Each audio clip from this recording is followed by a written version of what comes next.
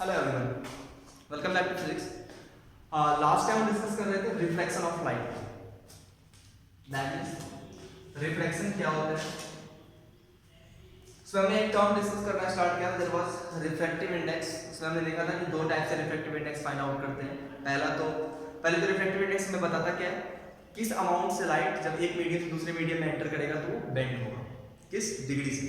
ठीक है, that means अगर रिफ्रैक्टिव इंडेक्स किसी मटेरियल का ज़्यादा था तो उस केस में लाइट की बेंडिंग जो होगी वो क्या होगी, ज़्यादा होगी। अगर रिफ्रैक्टिव इंडेक्स कम होगा तो लाइट जो होगा वो कम डिग्री से बेंड होगा। ठीक है, ये हमें क्या बताता था, रिफ्रैक्टिव इंडेक्स बताता था। ठीक है, रिफ्रैक्टिव इंडेक्स हम दो वे से फाइंड आउट कर रहे थे। जब हम लाइट को एयर से किसी एक पर्टिकुलर मीडियम में एंटर करा रहे थे, फर्स्ट मीडियम में था वो क्या था, एयर था। तो इस केस में इस मीडियम का हम जो फाइंड आउट करते थे रिफ्रैक्टिव इंडेक्स, उसे हम क्या बोलते थे, एब्सोल्यूट रिफ्रैक्टिव इंडेक्स, जिसकी वैल्यू हम क्या लेते थे, speed of light in air upon speed of light in medium, speed of light in m। ठीक है, और दूसरा केस हमने देखा था कि हमने दो मीडियम कंसीडर किया था। अब हमारे पास जहां से लाइट एंटर हो रही है वो एयर में, दैट मींस वो कोई मीडियम 1 है और वो किस में एंटर कर रहा है, मीडियम 2 में। इसका कुछ ना कुछ रिफ्रैक्टिव इंडेक्स रहा होगा एयर के रिस्पेक्ट में, एयर के रिस्पेक्ट में। सिमिलरली इसका भी रिफ्रैक्टिव इंडेक्स कुछ ना कुछ रहा होगा एयर के रिस्पेक्ट में। ठीक है, तो इस केस में लाइट जब फर्स्ट मीडियम से सेकंड मीडियम में एंटर करेगी तो या तो ये बेंड होगी या फिर ये नॉर्मल से दूर जाएगी। तो हमें पता नहीं है क्या होगा, बेंड होगा या फिर आगे जाएगा, वो डिपेंड करेगा कि इसकी वैल्यू हमें क्या मिलती है, रिलेटिव रिफ्रैक्टिव इंडेक्स। अगर वो ग्रेटर देन 1 मिलती है तब तो ये क्या होगा, नॉर्मल की तरफ बेंड होगा। अगर वो लेस देन 1 मिलती है तो क्या होगा, ये नॉर्मल से दूर जाएगा। ठीक है, तो इस केस में हम रिफ्रैक्टिव इंडेक्स फाइंड आउट कर रहे थे, refractive index of second medium with respect to first medium. कभी-कभी बच्चे कंफ्यूज हो जाते हैं कि ऐसे कभी बुक में ऐसा भी लिखा हुआ है, refractive index of second medium with respect to first medium, बात बराबर। ठीक है, हम या तो 1 को इसके साथ प्लेस करते हैं या फिर 1 को इससे पीछे प्लेस करते हैं। हम किसके रिस्पेक्ट में फाइंड आउट कर रहे हैं, इस केस में 1 के रिस्पेक्ट में फाइंड आउट कर रहे हैं। इसकी वैल्यू क्या लिख रहे थे, μ2 अपॉन μ1, या फिर हम इसको ऐसे लिख रहे थे, अगर यहाँ पे स्पीड ऑफ लाइट v1 है और यहाँ पे स्पीड ऑफ लाइट v2 है तो हम ऐसा लिख रहे थे mu refractive index of second medium with respect to first medium, इसकी वैल्यू लिख रहे थे v1 अपॉन v2। ठीक है, सिमिलरली अगर ये फाइंड आउट करना है refractive index of first medium with respect to second medium, तो इस केस में हम इसको क्या लिखेंगे, μ1 अपॉन μ2 फर्स्ट अपॉन सेकंड, और स्पीड के टर्म्स में हम इसको क्या लिखेंगे, v2 upon v1। That means light second से फर्स्ट में एंटर करेगी तो रिफ्रैक्टिव इंडेक्स। ठीक है, तो हम ऐसा लिख सकते हैं, दोनों को रिलेशन को अगर देखें तो ये जो वैल्यू है ये वैल्यू जस्ट इसका उल्टा है। दैट मींस ये इसका जस्ट रेसिप्रोकल हो, तो इसका फाइनल रिजल्ट क्या लिख सकते हैं, refractive index of second medium with respect to first medium equals to 1 upon refractive index of first medium with respect to second medium. ठीक है, इसके रिजल्ट भी यहाँ पे क्वेश्चंस कभी-कभी पूछे जाते हैं। जैसे सपोज हमसे बोल दिया कि लाइट जब एयर से डायमंड में एंटर कर रही है तो उस केस में रिफ्रैक्टिव इंडेक्स 2.42 डायमंड का रिफ्रैक्टिव इंडेक्स 2.42 होता है।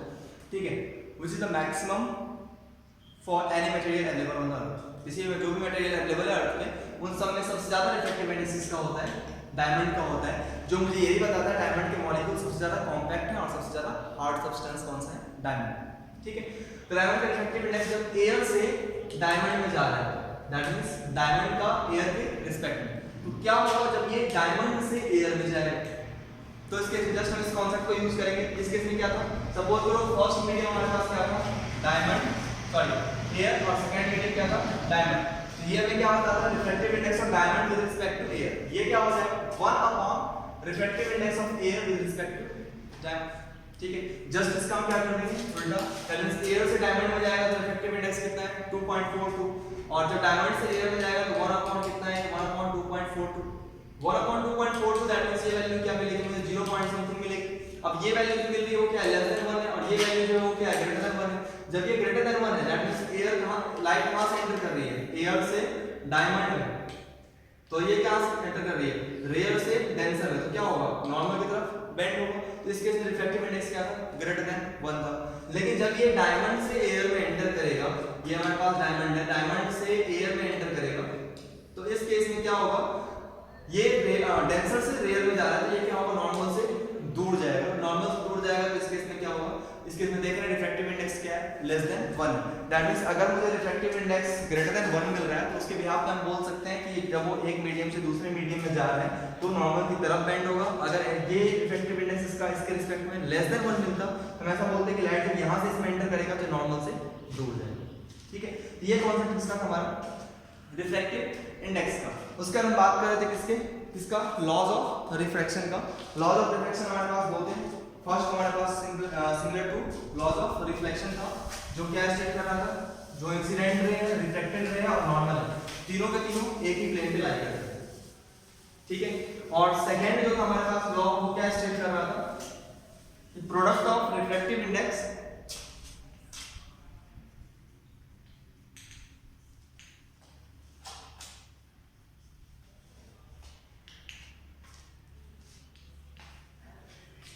refractive index and sine of angle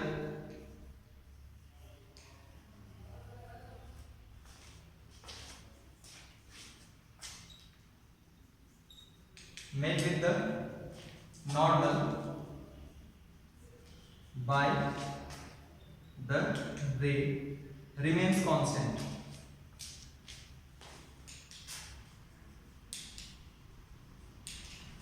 ठीक है, इसका मतलब ये है कि देखो जब ये लाइट एक मीडियम से दूसरे मीडियम में एंटर कर रही थी तो उस केस में ये हमारे पास क्या था, एंगल ऑफ इंसिडेंस, और सपोज करो ये इस तरह से बेंड हो रही है तो हमारे पास क्या था, एंगल ऑफ रिफ्लेक्शन।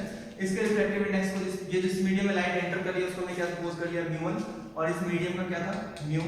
तो इसके लिए हमारे पास सेकंड लॉ ऑफ रिफ्लेक्शन क्या स्टेट कर रहा था, रिफ्लेक्टिव इंडेक्स और sine of angle made with the normal by the ray, that means μ1 into sin I that was equals to μ2 into sin r, product of reflective index and sine of angle made with the normal by the रे।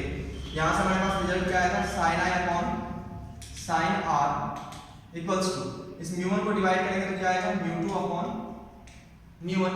μ2 upon μ1 किसकी value देगा, reflective index of second medium with respect to first medium, that means sin I upon sin r की value हमें क्या मिली, reflective index of second medium with respect to first medium. और ये जो हमारे पास रिजल्ट मिला इसको हम बोलते हैं स्नेल्स लॉ।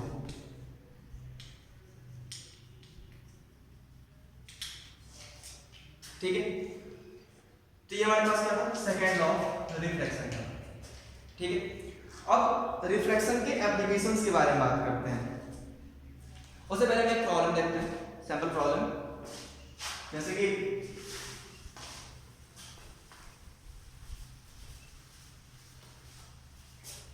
हमारे पास एक प्रॉब्लम इस तरह से डिफाइंड है कि एक मीडियम है हमारे पास, कोई सा मीडियम है हमें नहीं पता।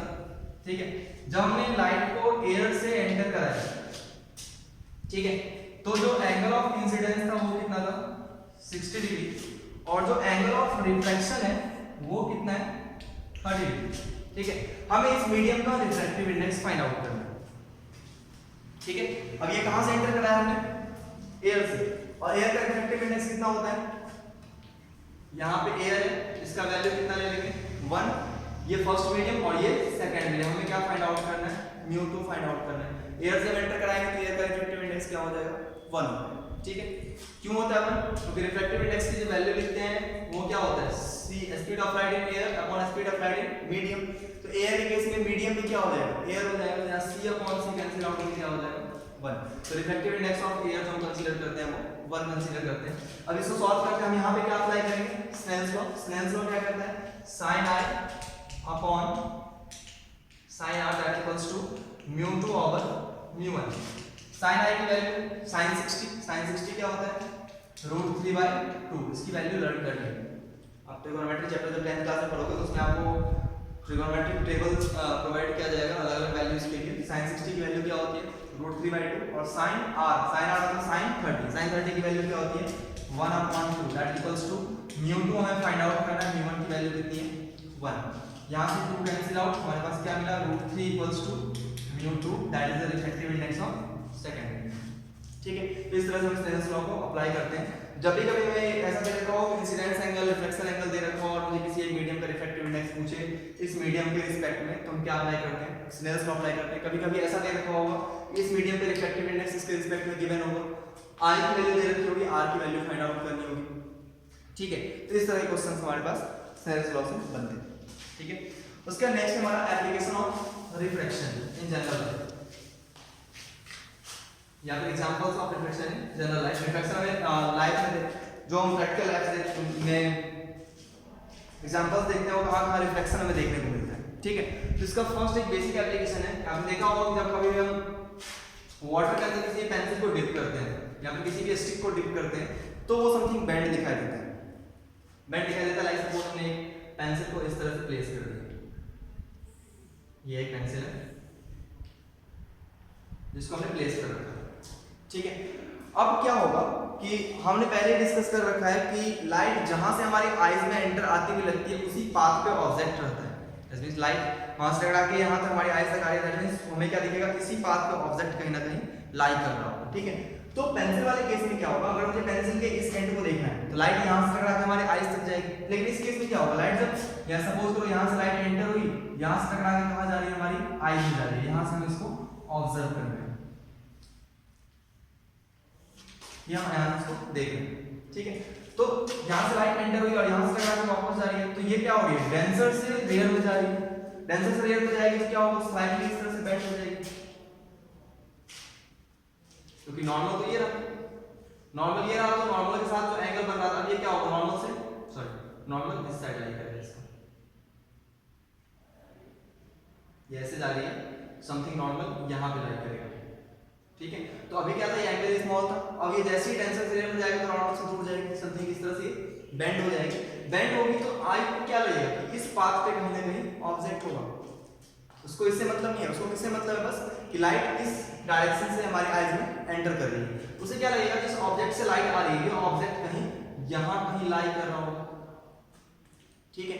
सेम मैनर में ये वाला ऑब्जेक्ट यहां से जब लाइट एंटर करेगी तो यहां से भी समथिंग इस तरह से बेंड होगा, तो ये वाला ऑब्जेक्ट समथिंग यहां कहीं दिखेगा, ठीक है। और इस तरह से पेंसिल में क्या दिखेगी, समथिंग बेंड दिखेगी लाइक दिस, ठीक है। तो बेसिकली ये इसका एग्जांपल है रिफ्लेक्शन का, ठीक है। दैट मींस लाइट जब टेंसर से रेयर में जाएगी तो इसका पाथ क्या होगा, बेंड होगा स्लाइटली, और मुझे लगेगा कि जिस डायरेक्शन से रेयर हमारी आई में एंटर कर रही है उस डायरेक्शन उसी पाथ पे कहीं ना कहीं ऑब्जेक्ट लाई कर रहा होगा, और इस केस में पेंसिल क्या दिखाई देगी, या फिर जो स्टिक है जो हमने डिप कर रखा है वो स्टिक क्या दिखाई देगी, बेंड दिखाई देगी। दूसरा एग्जांपल है कि लाइक अगर सपोज करो हमने एक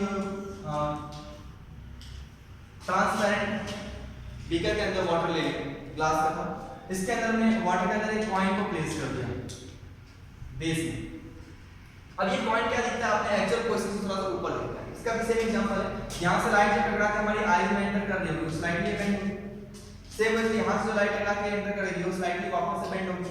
अब ये इस पाथ पे कहीं ना कहीं ये इधर लाइट जा रही है, दैट मींस आई को क्या फील होगा, इस पाथ पे कहीं ना कहीं कॉइन एग्जिस्ट कर रहा है, दैट मींस कॉइन समथिंग कहां दिखेगा, उसको यहां कहीं दिखेगा, सिमिलरली ये पॉइंट कहां दिखेगा, यहां पे, और ये पॉइंट का पोजीशन क्या हो जाएगा, स्लाइटली अप हो जाएगा, ठीक है। तो ये भी किसका एग्जांपल था, रिफ्रैक्शन, ठीक है। जहां लाइट क्या होती है, टेंसर से रेयर में जाती है तो अपने पाथ से डेविएट होती है, ठीक है। इसी तरह से और भी एग्जांपल्स देखने को मिलेंगे, जैसे कि जनरली अगर सपोज करो कहीं पे हम वाटर में बॉईल कर रहे हैं, सपोज हीट दे के हम वाटर को बॉईल कर रहे हैं और उसके जस्ट अपोजिट साइड में किसी ऑब्जेक्ट को देखने की कोशिश करते हैं, लाइक मैंने बीकर में वाटर को बॉईल करना स्टार्ट किया और जस्ट यहां से हम देख रहे हैं, ठीक है, और कहां किस ऑब्जेक्ट को देख रहे हैं, यहां जो प्लेस्ड है, ठीक है। तो यहां क्या होगा, वेपर्स जनरेट होंगे, वेपर्स कंटीन्यूअसली जनरेट होंगे, ठीक है।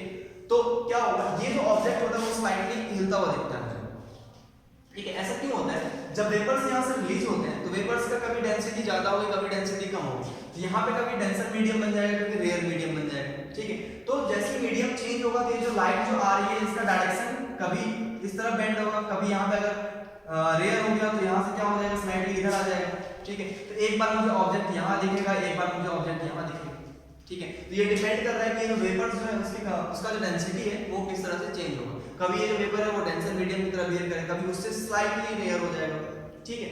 तो इसकी वजह से क्या होता है, यहाँ पे ऑब्जेक्ट जो सामने वाला होता है ऑब्जेक्ट का पोजीशन क्या होता रहता है, हमें चेंज होता हुआ दिखाई देता है और ऑब्जेक्ट क्या दिखता है, मुझे हिलता हुआ, ठीक है। ये इसके एग्जांपल्स थे रिफ्लेक्शन, ठीक है। इसमें एक और टर्म हमें पढ़ना होता है, that is total internal reflection, जिसको हम यूज करेंगे नेक्स्ट चैप्टर में, ठीक है। जब हम नेक्स्ट चैप्टर देखेंगे तो उसमें इसमें रेनबो फॉर्मेशन के टाइम में हमें इसकी एप्लीकेशन देखने को मिलेगी, that is total internal reflection.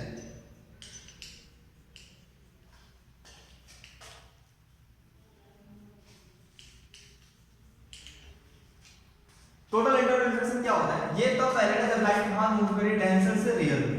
जैसे लाइक सपोज करो ये हमारे पास कोई एक डेंसर मीडियम है और हमने यहाँ पे एक टॉर्च जला दी, या सपोज करो वाटर हमने यहाँ पे टॉर्च जला, तो क्या होगा, यहाँ से लाइट एंटर करेगी, अब ये कहाँ जा रही है,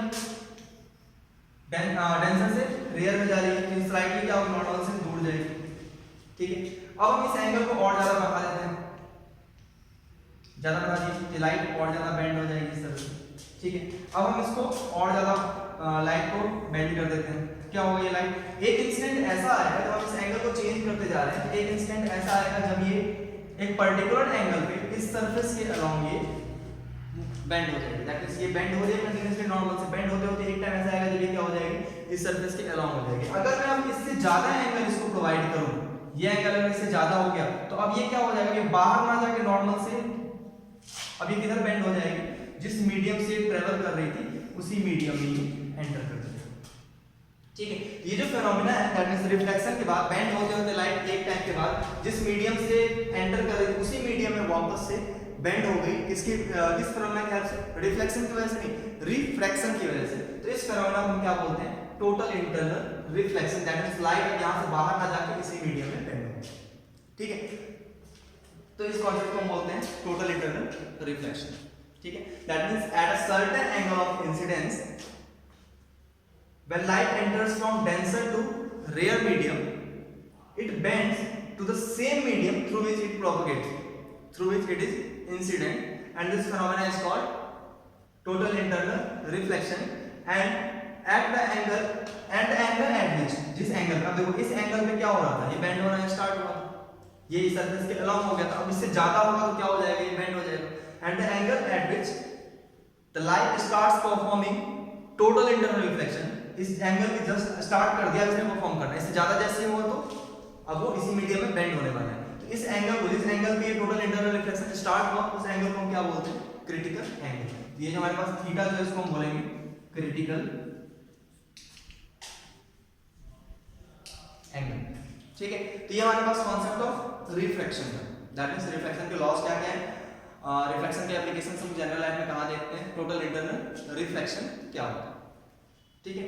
तो ये रिफ्लेक्शन टॉपिक हमारा, इसके बाद नेक्स्ट हमारा टॉपिक है रिफ्लेक्शन थ्रू लेंसेज। और रिफ्लेक्शन के हेल्प से इमेज फॉर्मेशन भी होता है, लेंस से इमेज फॉर्म होता है, ऑब्वियसली इमेज फॉर्म, अब आप ये बोलोगे कि इमेज तो मिरर से फॉर्म होता है, लेंस से भी इमेज फॉर्म होता है। कभी अपने मैग्नीफाइंग ग्लास से किसी लेटर को पढ़ने की कोशिश की होगी, एक्चुअली मुझे क्या दिखता है, वो लेटर नहीं दिखता, लेटर से स्लाइटली लार्जर साइज में दिखता है और वो ऐसा लगता है लेटर स्लाइटली ऊपर उठा हो, तो बेसिकली मुझे लेटर नहीं दिख रहा होता, उसका क्या दिख रहा होता है, इमेज दिख रहा होता है जो उस लेंस में बन रहा होता है, ठीक है। तो लेंस के थ्रू भी इमेज फॉर्मेशन होता है, जो किस फिनोमेना के हेल्प से होता है, रिफ्रैक्शन ऑफ लाइट के हेल्प से होता है। इसको हम नेक्स्ट क्लास में देखेंगे। आज आपको ये टॉपिक्स कवर करने हैं और अच्छे से कवर करने हैं, इसमें अगर कोई डाउट होगा तो आप मुझसे पूछ सकते हो। Thank you.